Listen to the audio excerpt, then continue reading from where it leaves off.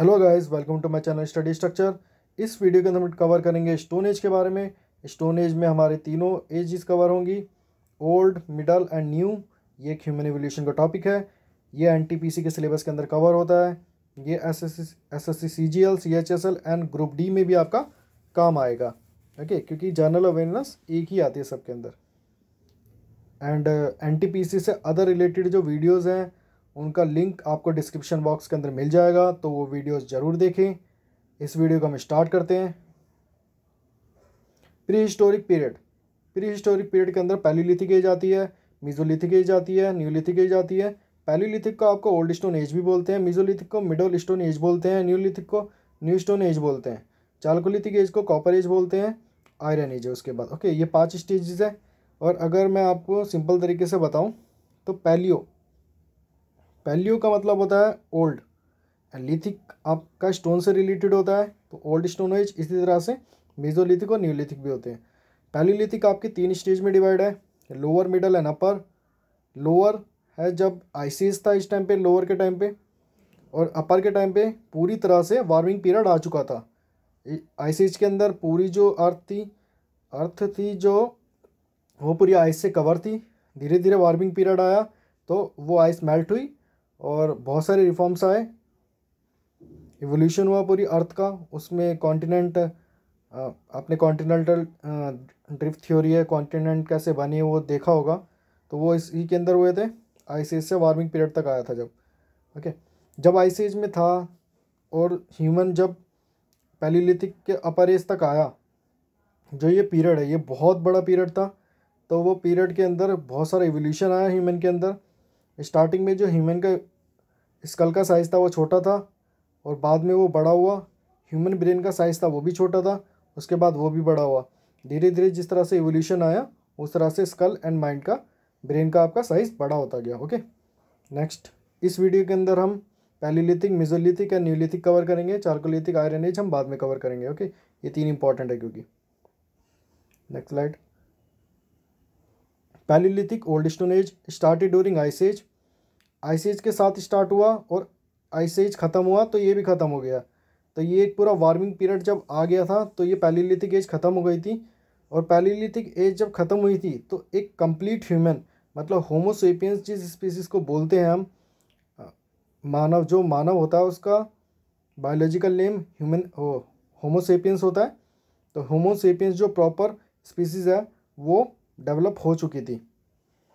Palaeolithic as कब की होती है? Period before 10,000 BC।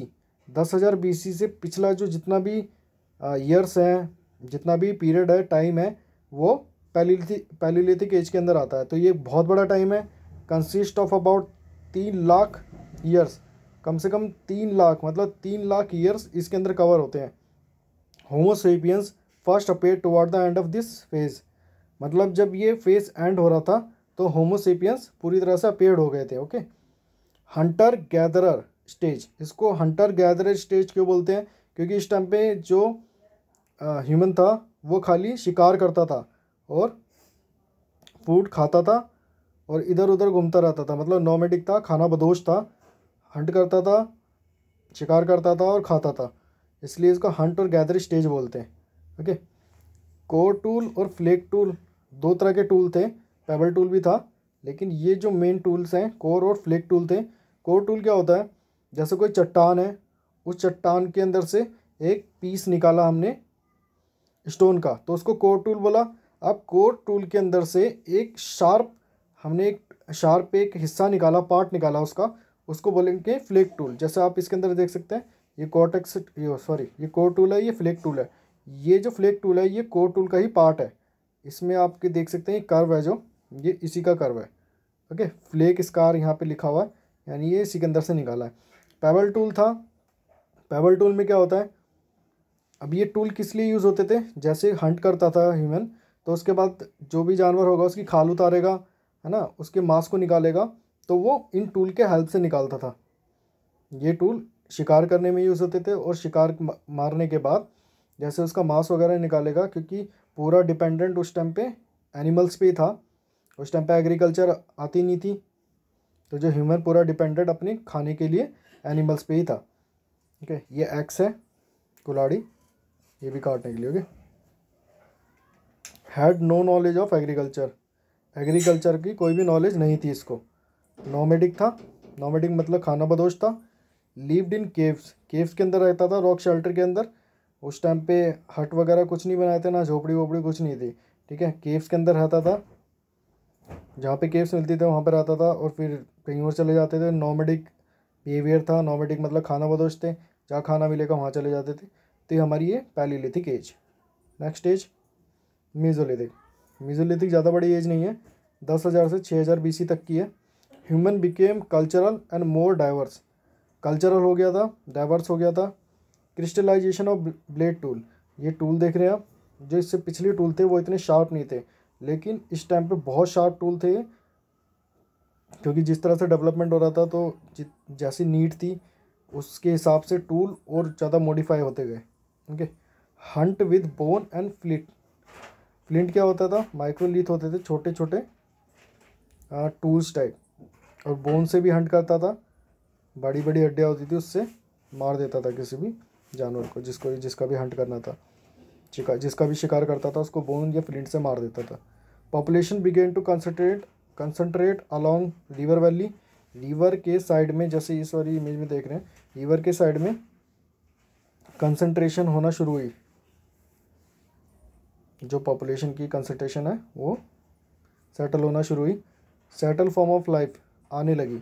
ये जो पीरियड है ये पैलियोलिथिक एंड नियोलिथिक के बीच का है, तो ये ज़्यादा बड़ा नहीं है, लेकिन एक ट्रांजिशन पीरियड है। मतलब ट्रांजिशन का मतलब क्या होता है, उसमें पैलियोलिथिक के भी कैरेक्टर हैं एंड नियोलिथिक के भी कैरेक्टर हैं, features.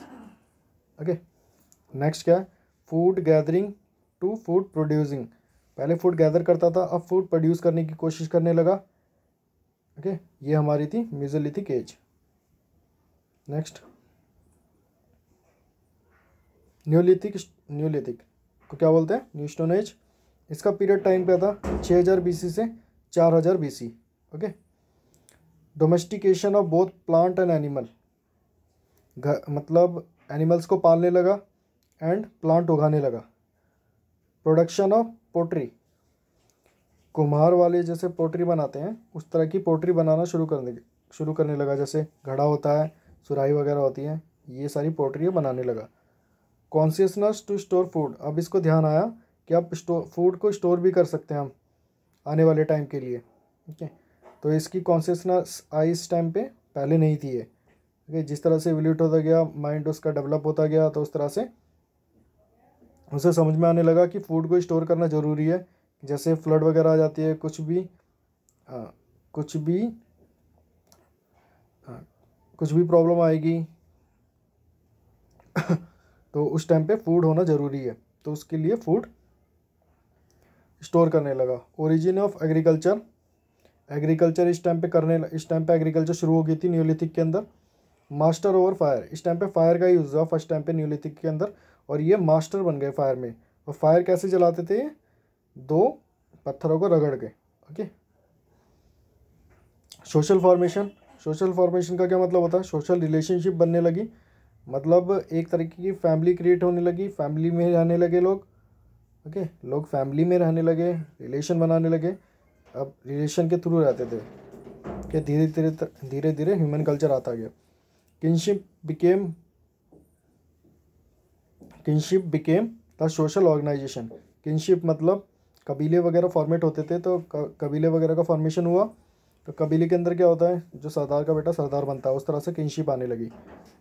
Agriculture and domestication was the development of settle village life, agriculture हुआ, डोमेस्टिकेशन हुआ। ओके। एग्रीकल्चर और डोमेस्टिकेशन मतलब एग्रीकल्चर उगाने लगा इंसान और सेटल होके रहने लगा, तो उससे क्या हुआ, एक सेटल विलेज लाइफ बन गई, मतलब विलेज क्रिएट होना शुरू हो गए।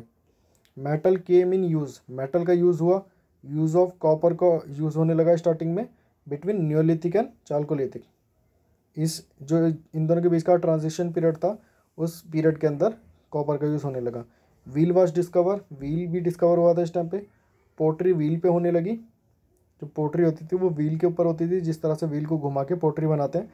आजकल तो मोटर से घूमता है व्हील, पहले हाथ से घुमाते थे। फायर बाय फ्रिक्शन, मैंने ये बता चुका हूँ यहाँ पे कि जो फायर है वो किस तरह से आग को प्रोड्यूस किस तरह से करते थे, फ्रिक्शन से। ओके, दो पत्थरों को रब करते थे, रब नहीं मतलब एक तरीके से स्ट्राइक करते थे एक पत्थर को दूसरे पत्थर पे, तो उससे जो चिंगारी निकलती थी उससे आग लगाते थे। ओके, कंस्ट्रक्टेड बोट बनाते थे उस टाइम पे। एंड वुव कॉटन को बुनते थे, कपड़े बनाते थे। वुव एंड वूल को भी, मतलब सर्दियों के लिए वूल वाले कपड़े और गर्मियों के लिए कॉटन वाले कपड़े। ओके, बरीड देयर डेड्स, मतलब जब लोग मर जाते थे तो उनको दफनाना शुरू किया गया। इससे पहले की एजेस है उसके अंदर नहीं दफनाते थे, ऐसे ही छोड़ देते थे। तो इस टाइम पे थोड़ा ह्यूमन कल्चर डेवलप होता गया, और जिस तरह से हम अभी रहते हैं उस तरह से थोड़ा न्यूलिथिक के अंदर काफ़ी कैरेक्टर मैच करते हैं। ओके, काफ़ी फीचर्स हैं जो इस टाइम के और न्यूलिथिक के मैच करते हैं। इसलिए न्यूलिथिक को न्यूलिथिक बोलते हैं, क्योंकि न्यू है वो, काफ़ी बहुत चेंजेस आ गए थे पिछली एजेस से इस एज के अंदर। Okay, this was my channel guys, study structure. And अगर आपको मेरी वीडियो पसंद आई हो तो उसे लाइक करें, सब्सक्राइब करें, शेयर करें। Thank you guys.